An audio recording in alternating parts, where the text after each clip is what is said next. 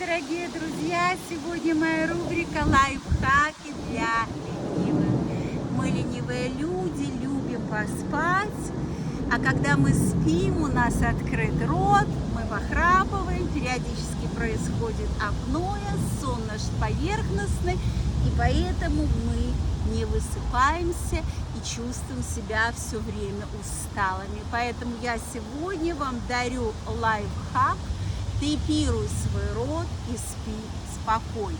И действительно, если контролировать свое дыхание и дышать через нос днем, и тейпировать рот медицинским тейпом, вот так вот его заклеивать на ночь, то ваш сон постепенно станет глубоким, храп прекратится, и вы будете себя хорошо чувствовать. Конечно, если у вас нет каких-то в носу препятствий. Будьте здоровы и счастливы!